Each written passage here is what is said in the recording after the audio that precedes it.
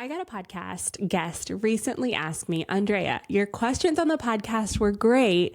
Did you use AI to help you with these? And the answer is yes. Yes, I did. So in this video, I'm going to show you exactly that. If you are new to my YouTube channel, hi, hello, my name is Andrea Jones, and I'm all about simpler, smarter marketing for busy people. And in this video, I'm going to walk you through exactly how I use ChatGPT to prepare for my podcast interviews. I want to make sure though, when I'm saying prepare for my podcast interviews, I still have to research my guest. I still want my questions to be thoughtful, but I have drastically reduced the amount of time that it takes me to prepare.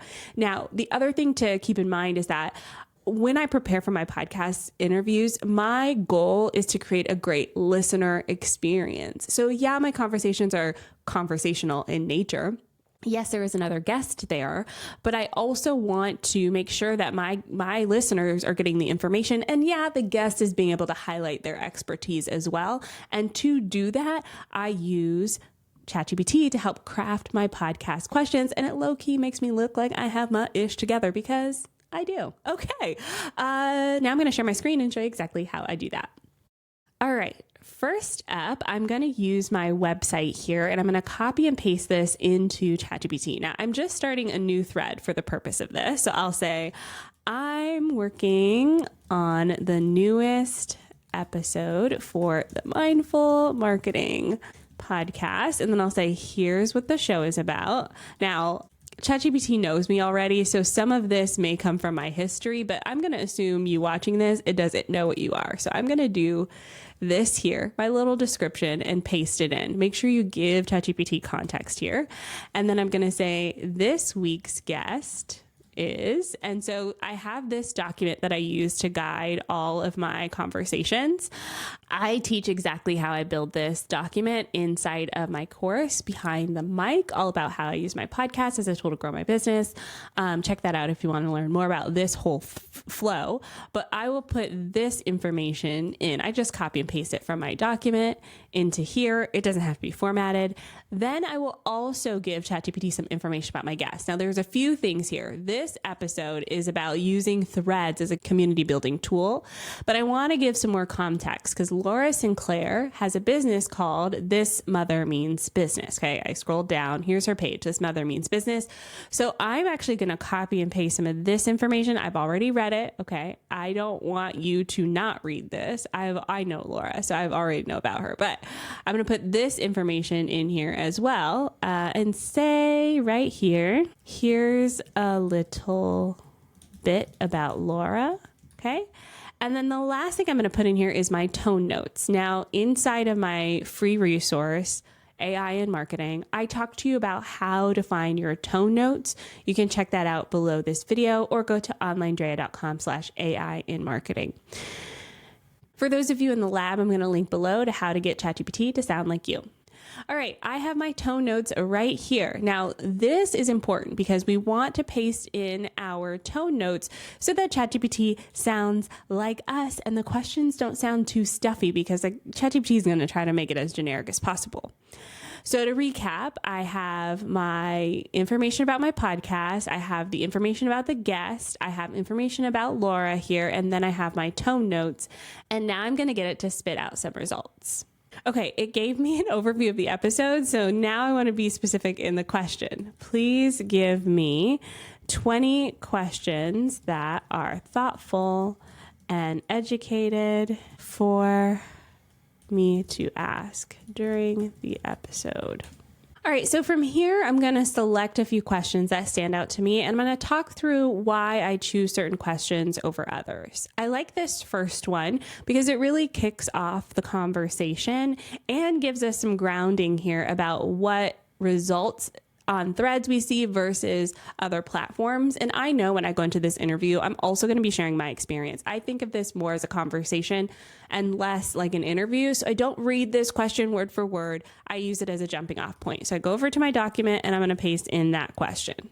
I like this question as well because it could be a good follow-up depending on what Laura says about how she sees it as not another platform. So it takes some thought in the moment for this sort of question. I'll still put this in my document, but I may not ask it live on the call because she may answer it in the answer of this question as well. Okay, I really like this question here, and I'm going to talk about why I don't like some of these. But first, this question here is a specific example. And one of my missions of the show is to not show the how-to, but to show how someone else does something, how I content. So it's not how to like lay of the law. It's exactly how you do it. My goal of the show is how I content. So in this example, it's how Laura does this through specific examples. So I always try to add in questions like these anyways. Now, you'll notice I skipped over some of these questions. How do you balance personal storytelling with business strategy? Do you think Threads has a shelf life? I feel like these questions are a little too generic for this sort of conversation. And it really goes more on that how-to stuff. So depending on how your show is structured, this may work for you. But right now, I'm skipping over these questions. I love this about burnout because my podcast is called the Mindful Marketing Podcast, and because I've given it parameters and because ChatGPT knows me by now, I always try to ask a question about the human behind the marketing. So I like this one and I'll be using that. I do like to keep those questions later. So as I add in more questions, I may mix these up so that it has a better flow for the show.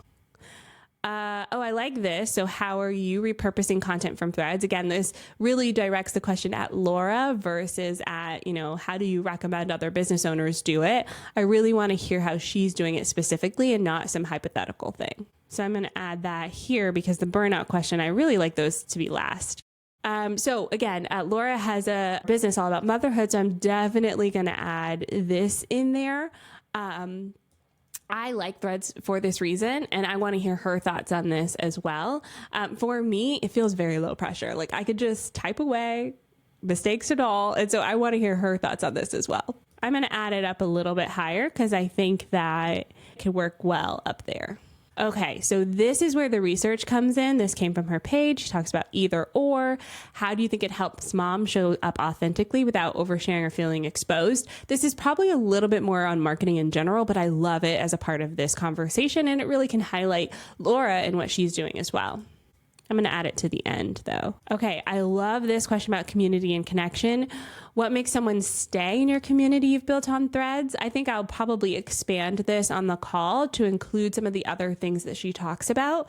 So as my guests are talking, I kind of layer in other talking points. And I think this one will be a great one because I want to know, Threads algorithm is great and it's attracting all these new people. How do you get those people to stay, right? And so I love this question. I'll probably add it in here. Okay, I love this question as well. This is more along the lines of your social media ecosystem and your marketing ecosystem. So I'm curious about Laura and some of the success she sees there.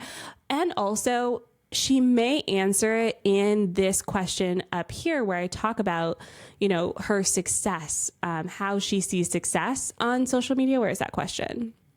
This one here. She may answer this already.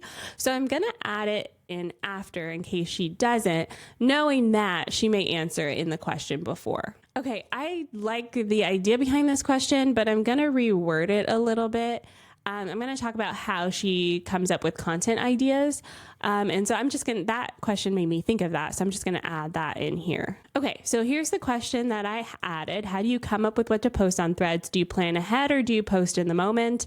So again, this is something that wasn't in the questions that ChatGPT brought to me, but it's something that I know that I want to ask her. So I think this is a really good suite of questions. You can see that ChatGPT gave me about 90% of them, and then I came up with an additional one. This is fairly typical for how I approach podcast questions. And just to recap, I usually think of my podcast as the starting point to all of this. I do not read every single question in order. I help the questions guide the conversation. And if you struggle with this, it does take practice. So never fear, keep practicing. But I do want to emphasize that as well. I don't usually read the questions in this order. I email these questions to my guests beforehand, and then I'll use it to guide my conversation during the show. And there you have it. If you want to use AI, specifically ChatGPT, as your marketing assistant, this is the way that I do that for my podcast. The goal here is to spend less time writing questions and more time thinking about the conversation itself. This is an exercise in helping me prepare for the episode, and it helps my interviews have a flow, stay relevant and fresh. And even though I work on these about a week or so ahead of time, it really still helps me prepare for that episode, but it does not replace my own intuition. Now, if you want to learn how I use AI, specifically ChatGPT, in my business every single day, I do have a free offer for you. It's called AI in Marketing. It's a free audio series, and I want to gift it to you. Check it out below or go to OnlineDrea.com/AI for more. I'll see you then. Bye for now.